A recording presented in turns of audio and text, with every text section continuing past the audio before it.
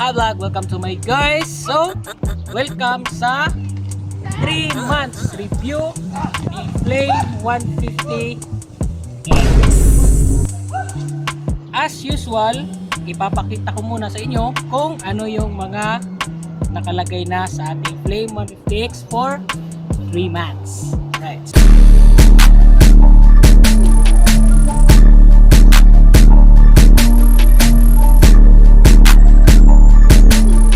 So first of all, dito muna tayo sa dashboard. So ito pa rin yung dashboard natin. Tinanggalan ko lang ng side mirror kasi mag video shoot tayo after nito. So sa napansin nyo, bago na yung brake lever natin at saka brake master. So naka domino na po tayo left and right. Tsaka dito sa clutch natin lever is naka-domino na rin tayo. Functional po ito lahat. So yan. So sa mga nakasubaybay sa page natin, so nandun po yung pag-install natin ng domino brake and clutch levers. Dito naman po sa likod, nagpalit na po tayo ng rear sprocket at chain sprocket. So ang rear sprocket po natin is 40 teeth. So ito po yung 40 teeth, yan 40 teeth at Motaken na chain sprocket. So yan. Then naka gold na po tayo ng side stand para terno po. And then nagpalit na tayo ng passenger footrest, minimalist, or kung tawagin sa iba is pang Malaysian po daw ito na concept. So yan po, pang Winner X po ito or RSX 150 kung tawagin doon sa Indonesia. So kasukat lang naman siya, hindi na tayo nahirapan mag-install. So yan po. So dito naman po tayo sa signal lights. So as you can see guys, yung signal light natin minimalist na po yan. Pinaltan na po natin yung stock na signal light niya kasi hindi ko type yun. So ayan. And then nakapalit na po tayo ng muffler at big elbow. So yan. So ang big elbow po na ito is pang RS 150 na model po. Then EUN po yung kanyang tatak dito. Yan. So 51 mm po yung kanyang sukat dito. Then naka Raider 150 carb po tayo na canister. Yan, original yan from Suzuki. Yan po yung code nya. Okay. Then lastly, nagpalit na po tayo ng mags at saka gulong. So ang mags na gamit po natin is pang Rossi Plus 150 carb. Plug and play na po siya. Palit lang, i-swap nyo lang lahat, pati yung mga spacer tsaka itong sensor ng speedometer. Yan. So slim mags po ito at hindi po ito pang Raider na mags kasi may lagayan po siya ng sensor ng speedometer nya. So ang size po ng gulong natin is 70-80 harap at likod. Sa odo naman po mga sir is tingnan natin kung ilan na tinakbo ni Flame 150X natin for 3 months. So yan, naka 2,114 lamang po si Flame 150X natin kasi hindi naman po siya pang daily natin. So pang Sunday bike lang natin to at pang content, pang vlog. So gaya ng sinasabi ko nung first video natin, kumuha po tayo ng Flame 150X para po i-content, i-vlog, para may ma-share naman po tayo sa mga followers at subscribers natin na solid na sumusuporta. Bago natin makalimutan guys, tinanggalan ko na pala ng air box si Flame 150X natin simula pa nung first month pa lang. So ito guys, pasilip ko lang. Yan. So ito yung pinalit natin, ginawa natin siyang mini na toolbox or U-box. So nandito po yung registro natin at cellphone. Masilip ko lang yung dinagdag natin na busina. So aftermarket na busina, may bracket po siya dyan. And then lately lang dinagdag natin tong velocity na para sa throttle body niya. So yan po, para mas ganda yung higop ng throttle body niya sa hangin. So mas maganda ang higop, mas maganda ang performance.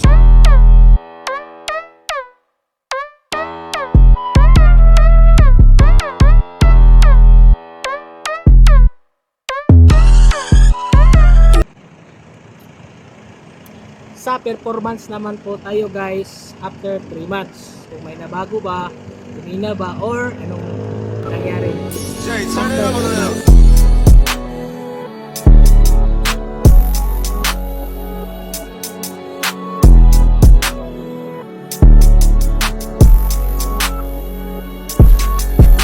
After 3 months guys, napansin ko na hindi naman nagbago or humina yung performance ni Claymont X.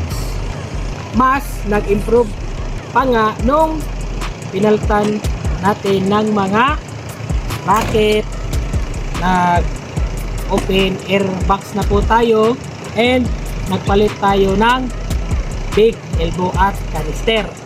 So yes po, nag-improve po ang kanyang performance from stock performance na malakas din naman, at aftermarket na mga pinalit natin na pyesa, lalo pong gumanda yung performance niya. Konti lang naman, hindi naman yung malaki talaga performance na binago, kasi minimal lang din yung binago natin. At stock pa rin naman yung engine natin at yung ECU nya. Yes po, yung ECU natin hindi pa po nare-remap. Stock na stock. Ang pinalit lang natin is sprocket, big elbow at canister. So yan lang po yung performance upgrade na ginawa natin. Sa top speed naman po niya, nakita nyo naman yun guys, nasubaybayan nyo. Mula nung break-in top speed niya na 130 plus hanggang sa Island Burn versus the Kings tayo, may na-improve po sa kanyang top speed or sa kanyang acceleration. Kasi nung GPS top speed po tayo, sa speedometer po natin is nag 136 na po siya. So yes, nag 136 siya. Then sa GPS po natin is nag 121 to 122. Ako po yung drive nun. So nasa 85 kilos po tayo. So, alam niyo naman yung timbang natin. Medyo may kalakihan po yung katawan natin. May kabigatan din. Dumako naman po tayo sa mga naging issue ng Rossi Claymont natin. Based on my experience na lang po. Sige. So unang-una, yung issue natin dito is yung pagpalya ng kanyang electric system nung unang kinuha ko po siya. So alam nyo naman yun, na-vlog naman po natin yun, at lost contact lang pala yung dahilan nun. So kinabit lang natin, at hanggang ngayon hindi naman po bumalik yung issue na yun. Second na issue na naririnig natin sa social media is yung sa radiator. So ang suki sa issue na to is yung mga Rossi Plus 46. So sa Claymont 56 natin, hindi na natin experience yung ganon, kasi nagpalit na po tayo ng ulan. So yung gamit natin is Yamaha Loop na ulan. So anti-freeze, anti-rust. So sa radiator naman tayo. So yan guys, yung radiator natin. So far, after 3 months, wala pa naman po siyang naging issue. Ang performance po nito, ganun pa rin. Although yung pag-init or pag-ikot ng kanyang fan is medyo matagal na, kasi yung oil na ginamit natin dito is yung Delo na NGX. So mas magandang klase ng oil, matagal uminit na oil. So yung fan niya nasa 90 degrees yung trigger para umikot siya. So matagal na siyang umikot kasi yung oil na ginamit natin is maganda. So matagal uminit, mas magandang klase ng oil. So ganun lang. So wala pa naman naging issue sa radiator, walang tumagas. So yan, dito sa kanyang mga hose, wala pa naman pong sugat-sugat yan. Medyo madumi lang, normal lang yan kasi ginagamit po natin ang motor. So yan, so wala tayong naging issue sa radiator guys.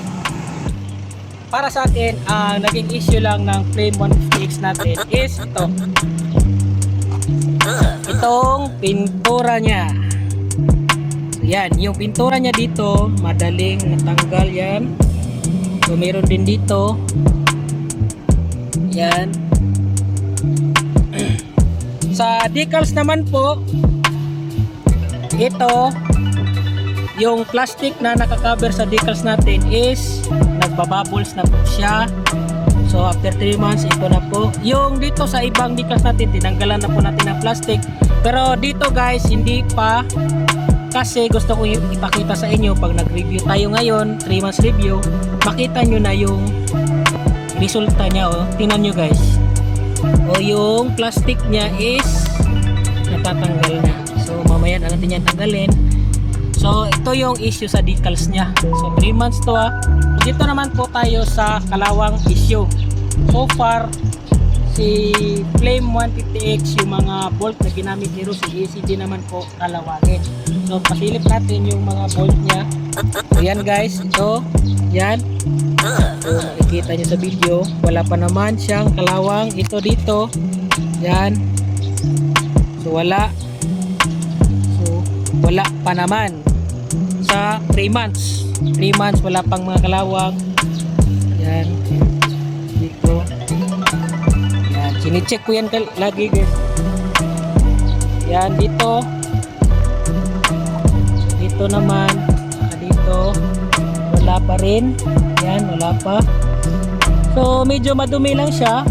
So dito naman po tayo sa mga bolt na sa likod. Ito guys, exposed talaga ito sa putik at mga tubig. Kasi tapanudo ko ito. So makikita nyo, wala pa naman po siyang mga kalawang. Yan. Dyan. So yan guys, masasabi ko lang, yung mga bolt na ginamit ni Rossi is hindi na yung kalawangin. Hindi gaya ng dati. So dito naman po tayo sa kanyang brake mag-review guys. So after 3 months, yung brake naman po niya is makapit pa rin at makapal-kapal pa naman. So focus muna natin dito sa brake pad. Yan guys. So nakita nyo, makapal-kapal pa naman yung brake pad niya dito sa likod. Although lagi natin tong nagagamit, so makapal pa naman. So dito tayo sa harap. So dito naman sa harapan guys, yung brake pad niya is makapal pa rin.